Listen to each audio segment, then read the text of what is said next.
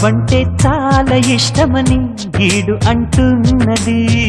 మనసే నీకు ఇవ్వమని గోల పెడుతున్నది. ఆ గోల తెలిసేదెలా అంత దూరం ఉంటే, దూరాలు తరిగేదెలా జంట చేరుకుంటే, కౌగిళ్ళు చేరక ఒళ్ళే సేద తీరక తీరేదెలాగట చిరకించు కోరిక. నువ్వంటే చాలా ఇష్టమని ఈడు అంటున్నది. మనసే